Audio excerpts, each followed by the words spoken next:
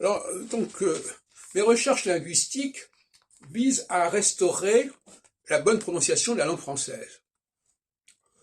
Dans la plupart des cas, elle est valable, à condition de se fier à la tradition orale et non pas à la tradition écrite. Parce que quand on enseigne le français, c'est une catastrophe. On enseigne le français en restant collé à l'écrit, alors que la langue française, elle a une vitalité bien au-delà de l'écrit.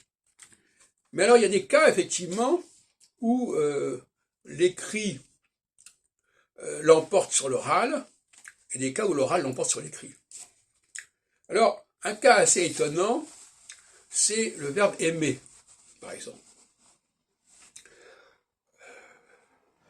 J'ai expliqué que le singulier ne devait pas être confondu avec le pluriel. Or, par exemple, je dis « il aime » et...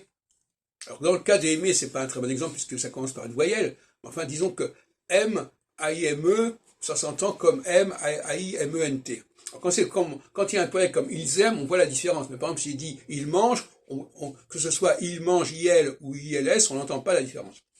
Alors, dans le cas de il mange, c'est intéressant parce que comment faudrait-il prononcer il mange? Eh bien, d'après ma théorie, c'est ce qu'on appelle la théorie de la réduction ou de la contraction. C'est-à-dire que quand on passe du pluriel au singulier, il y a une contraction, il y a une réduction. Et par conséquent, le mot doit être plus court. Hein. Comme par exemple, ils veulent, c'est plus long que il veut.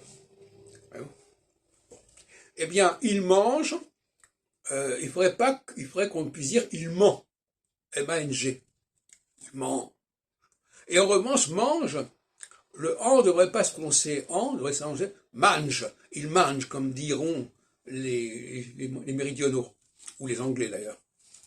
Donc il y a un problème de reprononciation, de requalification de la prononciation qui est intéressante. Et j'avais dit l'autre jour, par exemple, que le fameux je pense donc je suis, c'est je pense donc je suis, et je pense, c'est déjà un pluriel, c'est je pense, P-A-E-N-S-E-N-T. Bon. Alors le problème c'est la liaison. Quand on fait la liaison, si je dis je pense à toi, effectivement, là, il y a le S s'entend.